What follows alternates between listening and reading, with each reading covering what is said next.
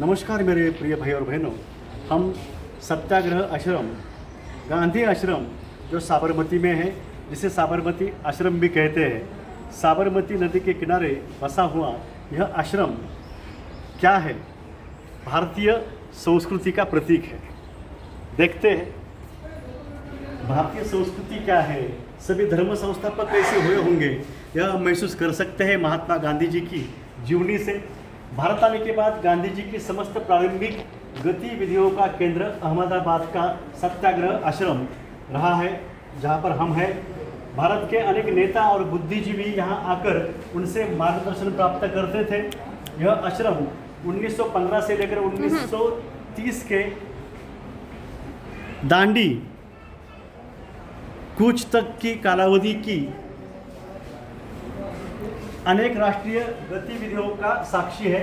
गांधी जी ने विचार और कार्य दोनों क्षेत्रों में कई प्रयोग किए, जिनका उद्भव स्थान यह आश्रम ही था।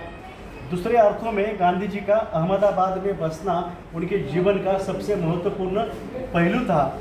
मैं गीत लिख रहा हूँ, उस पर लिखा है कि गांधी जी को सभी उनके शिष्य जो है बापू कहा करते थे, लेकिन बापू का महात्मा होना, ये जो सफ़र है, जो प्रवास है, वो भी यहाँ पर जो है व्यतीत हुआ है। गांधी जी के जीवन और कार्य को अच्छी तरह समझाने के लिए इस कालावधि को महत्वपूर्ण विषयों में बांटकर प्रश्नोत्तरी शैली में इस प्रदर्शनी में प्रस्तुत किया गया है। अधिकतर प्रश्नों के उत्तर गांधी जी के ही शब्दों में दिए गए हैं। इस कालावधि के बहुत कम फोटोचित्र उपलब्ध है। इस प्रदर्शनी में दस्तावेजों और वस्तुओं की प्रतिकृतियों का उपयोग किया गया है। नज़दीक से फोटो ऐसा ले सकते हैं हम। The Satyagraha Ashram was the focal point of Gandhiji's initial activities. On his return to India, leaders and intellectuals from all parts of the country came here to seek his guidance.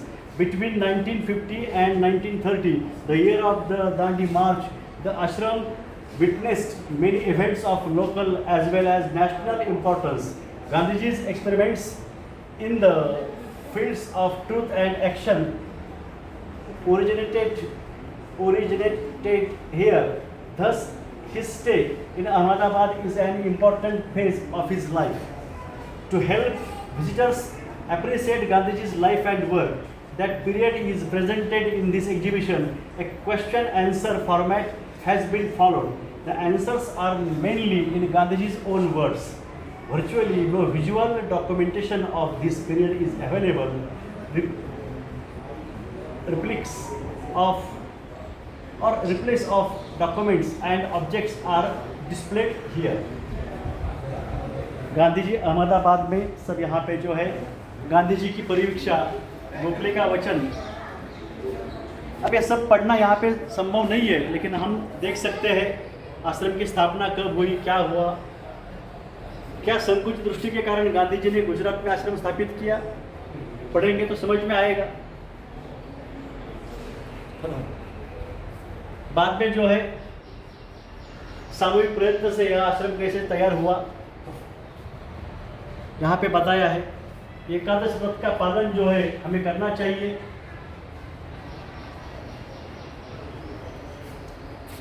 यह पढ़ना चाहता हूँ मैं।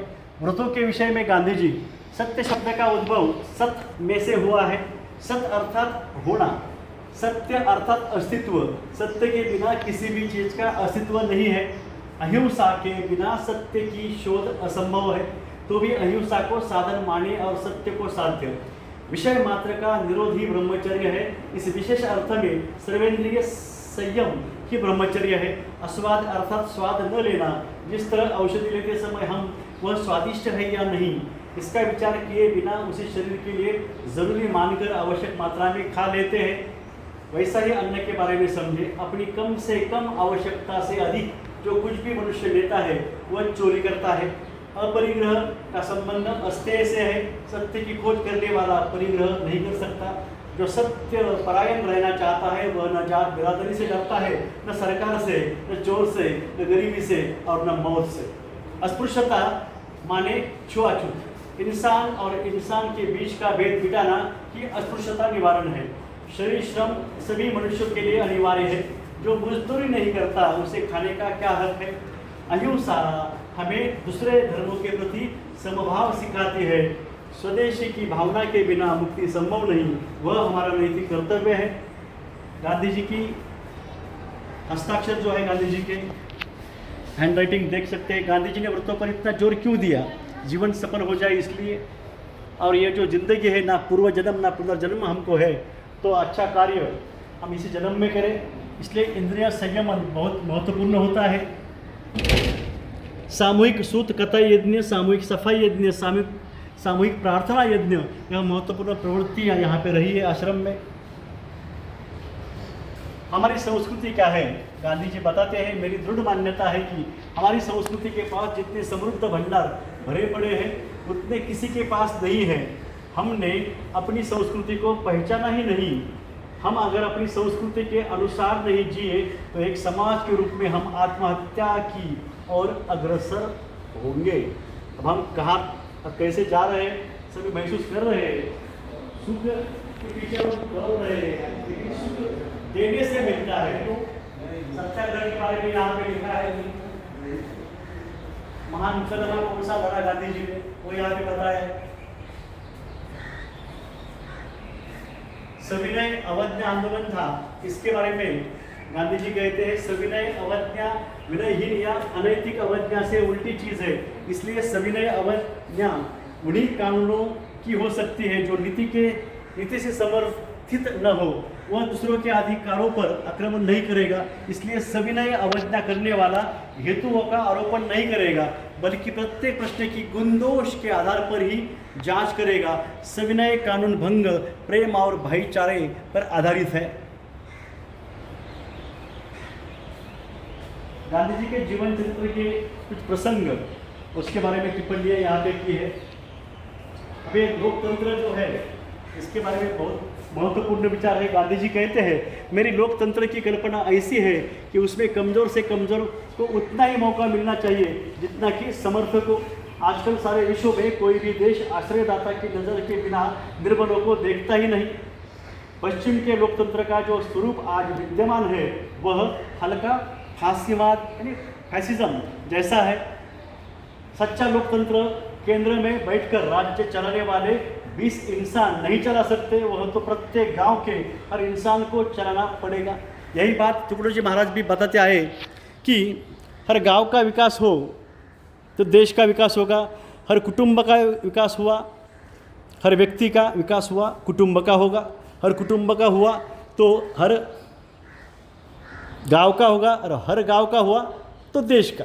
आर्थिक न्याय, इस देश की और सारे विश्व की आर्थिक रचना ऐसी होनी चाहिए कि जिससे एक भी प्राणी अन्न वस्त्र के अभाव से दुखी न हो।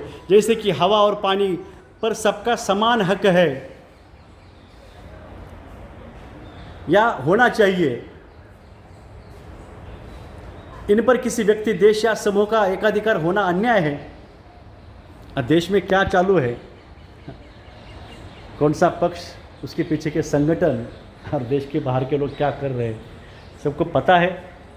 यहाँ पे देखेंगे हम क्या क्या है। यहाँ पे वाइकम सत्याग्रह, कोहाट, चौरी चौरा, ये सभी संदर्भ घटनाएं, विदेशी कपड़ा जो है इसका आंदोलन हुआ। सत्याग्रह, सत्य का आग्रह, अहिंसा से ही स्वतंत्रता मिलनी चाहिए। सत्य क्या है? जिंदगी है, न्याय है। कस्तूरबा गांधी जी और आश्रम, गांधी जी का अपना दैनिक जीवन हो या आश्रम जीवन, कस्तूरबा का स्थान इन सब में विशिष्ट बना रहा। गांधी जी ने खुद एक जगह कहा है, अगर बा का सहयोग न होता तो मैं इतना आगे बढ़ ही नहीं पाता। आश्रम की माँ कस्तूरबा, किसी नए आने वाले मेहमान को पहले बा के दर्शन होते। बा उन्हें बड़े प्रेम से उनका स्वागत करती। कहाँ से आए, भोजन हुआ या नहीं। आश्रम में रहने वालों से भी बा जब तक कहती रहती, कोई तकलीफ न उठाना भला। पंडित मालवीय जी आश्रम में कई दिन तक रह जाते थे। सो बा की बदौलत, बा न हो तो राजा जी को कॉफ़ी कौन दे। जवाहरलाल जी के लिए खास जायके वाली चाय कौन तैयार करे?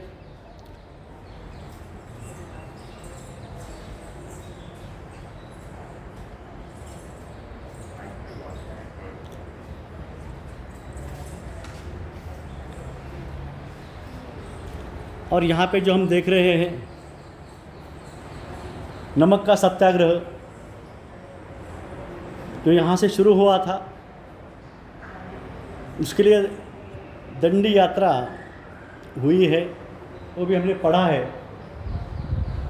1930 की यह बात है।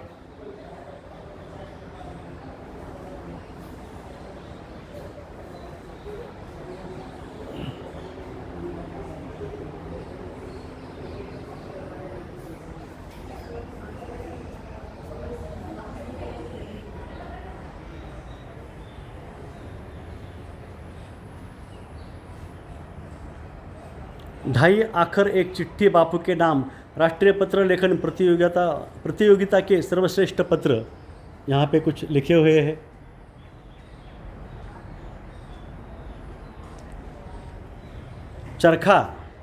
चरखा खादी, यह क्या था? विचार था, राष्ट्रीय विचार और राष्ट्रभक्ति थी। स्वदेशी ही क्यों पहने? क्योंकि हमारे देश का है, इसलिए। स्वदेशी यानी स्वराज, यहाँ पे लिखा है। मेरी स्वदेशी की व्याख्या सभी लोग जानते हैं। मैं अपने नज़दीकी पड़ोसी की हानि करके दूरवर्ती पड़ोसी की सेवा नहीं करूँगा। इसमें प्रतिशोध या दंड की बात जरा भी नहीं है। स्वदेशी के माने घर के बने कपड़ों का इस्तेमाल करना और अपने गृह उद्योग की रक्षा के लिए जिन विदेशी चीज़ों के बहिष्कार की आवश्यकता हो उनका बहिष्कार करना, और उनमें भी खासकर उन उद्योगों की रक्षा के लिए जिनके बिना भारत दरिद्रता का ग्रास बन जाएगा।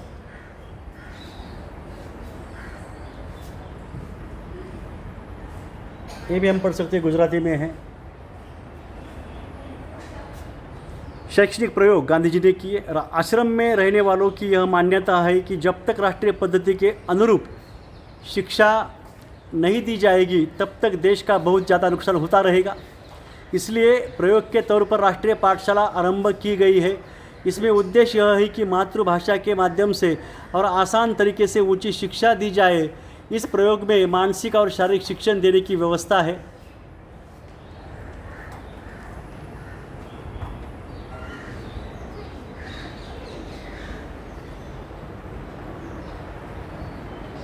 यह सब हमने देखा है, महसूस किया है।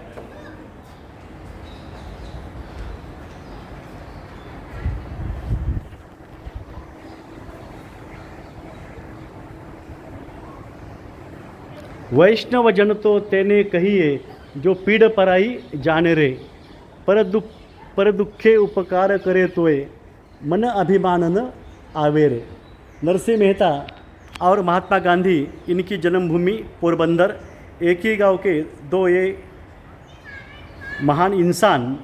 और गांधी जी को यह गीत बहुत भाता था और वो गुनगुनाते थे। वैष्णव जन तो तेने कहिए जो पीड़ पराई जाने रे, पर दुखे उपकार करे तोए मन अभिमान न आवे रे। वही वैष्णव है जो दूसरों को सहयोग करता है, दूसरों का दुख जान लेता है। यहाँ पे कौन कौन लोग आए हैं, कब से, प्रमुख आगंतुक, इनके बारे में ये बताया है कौन कौन लोग आए हैं। प्रॉफिट्स ऑफ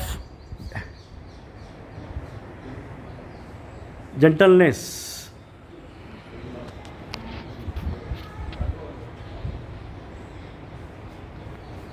हम पढ़ सकते हैं। ये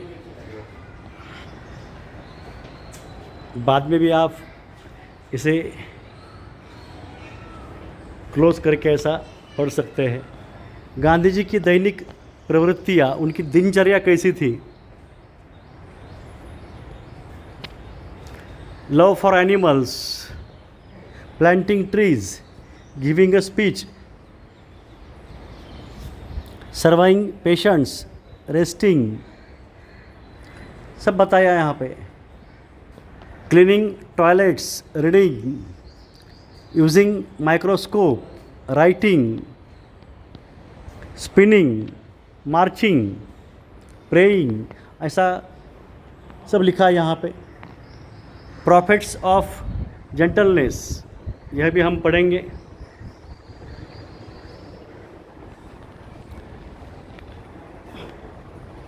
my life is my message, मेरा जीवन ही मेरा संदेश है। यहाँ पर भी गांधी जी के बारे में हम यह सब महसूस कर सकते हैं। यह प्रदर्शनी लाइफ स्टोरी फोटोग्राफ्स यहाँ पे लिखा है।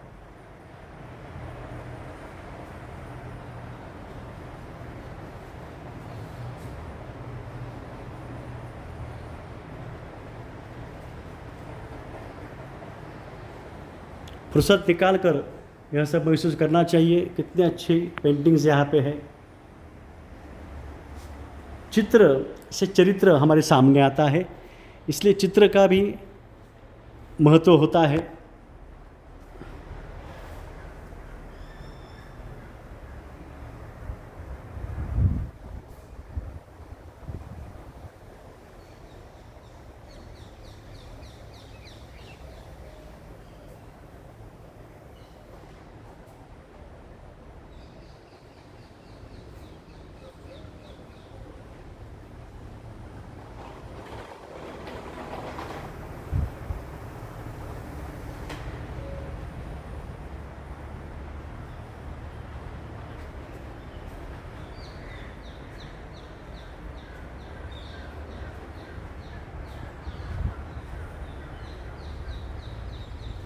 कितना अच्छा एग्जीबिशन यहाँ पे किया है।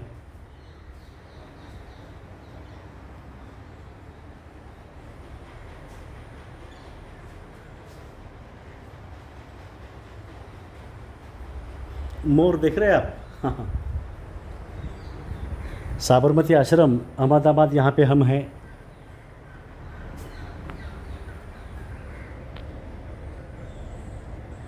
यह मोर यहाँ पे जो है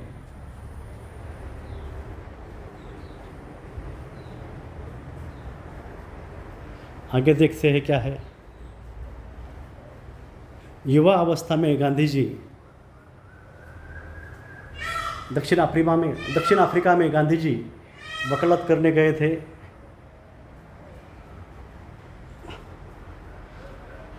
किसानों के लिए उन्होंने कार्य किया है। उस समय की ये फ़ोटो जो है 1906 की, यह फ़ोटो लंदन में।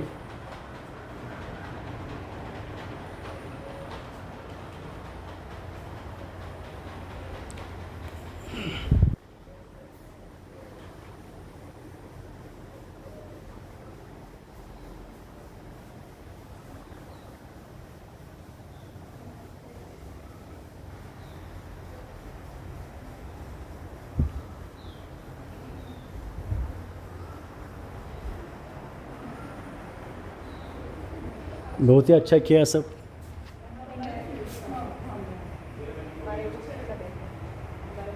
सत्य न्याय के साथ रहे तो ही सभी सुखी सलामत रह सकते हैं। और राष्ट्रीय कांग्रेस पक्ष ने देश के लिए क्या किया है हम सबको पता है।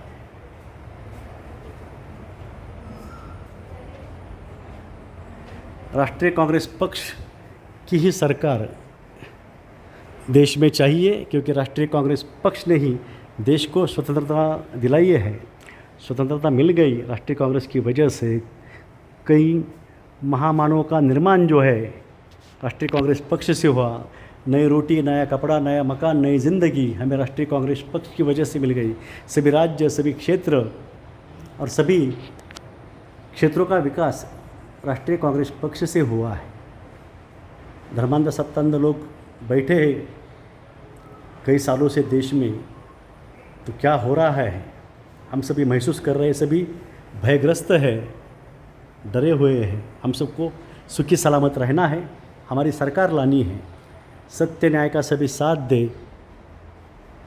आप सभी को हार्दिक शुभकामना। जय महाराष्ट्र, जय भारत। जय मानवता, जय जगत।